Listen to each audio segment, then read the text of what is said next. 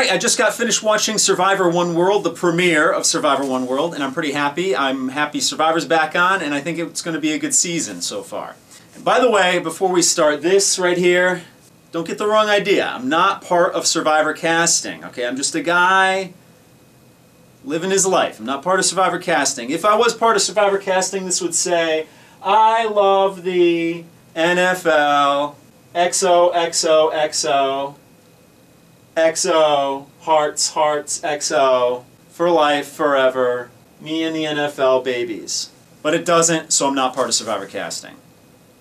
So first of all, there was no interactive living room tonight. And that's because Jeff Probst is busy filming a movie. It's the second movie that he's directed, so congratulations go out to Jeff Probst. Now, word on the street is that he has a very unique directing style, and it goes something like this. Before a scene, he talks with the actors, and he says, "Actors, do you want to know what you're acting for?" And he pulls off a sheet, and he reveals an Oscar. He's like, "This is what you're acting for." So then he goes over the scene with the actors, and then instead of saying action, he says, "Actors ready? Go!" At least that's what I heard. So what were we talking about? Oh yeah, the premiere. So back to Survivor. Now right off the bat, Jeff Probst not only calls out all the misfits and exposes their game, but he kills Redemption Island. Now Redemption Island, I knew you for 2 seasons, for about a year. R.I.P. But I gotta say, you won't be missed. Get out of here. Now, I like the way this season began because you had a kind of a callback or a throwback to previous seasons where they were trucked in and they had to grab all of their stuff off of the truck. I liked that. It was a throwback, and then they had to hike their stuff to camp, and that reminded me of Survivor 11. The Survivor I could have been on. Anyway, it was a good start. Let's get to some first impressions. Colton, you've got way too much attitude to last at all in this game. It's just a matter of time before you're gone. You might have an immunity idol, but you can only play that once. Courtney, Courtney, Courtney. You can take that motorcycle tramp stamp and go ride your ass off into the sunset because you're not going to be missed. I'm sorry. Peace. Troyzan. I don't know. I think I'm going to like the Zans this season, whether it's Tarzan or Troyzan. So far, they're the only 2 dudes that I like on this show. Leaf. This guy seems pretty down to earth. I mean that literally. I don't know anything about the guy. He's just really short. Nina. After the challenge, she's like, "This is what happens to you after a challenge on Survivor." And I'm like, what? That's the way you looked like before you came on the show. Don't blame Survivor for bad genetics and tough living, alright? I didn't see any ugly sticks in use during that challenge. It was just a regular challenge. I don't know what you're talking about. Oh, Alicia. You got a big ass and an even bigger mouth. And that big mouth is going to get your ghetto ass voted out sooner than you'd like. Sorry.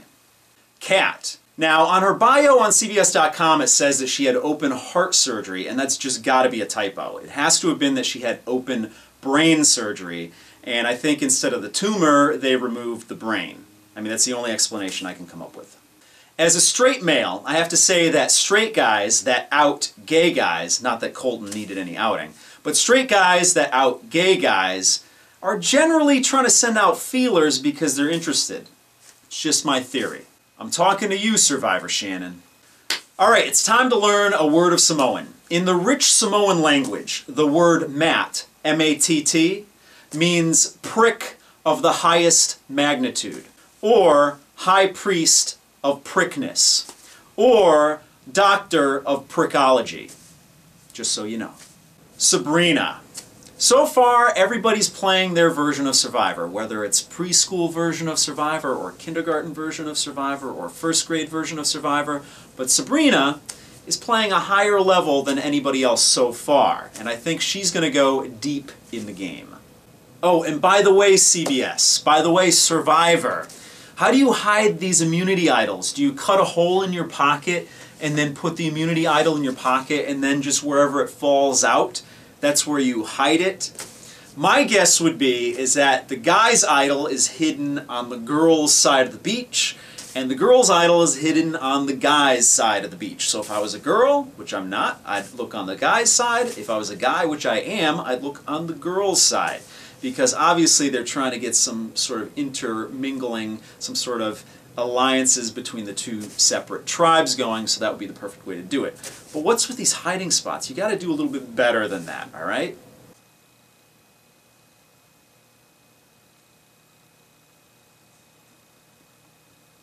I love you.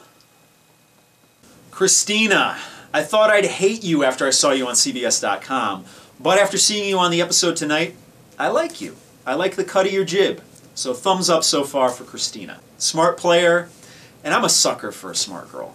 So that's it. My first ever video commentary, video recap on Survivor.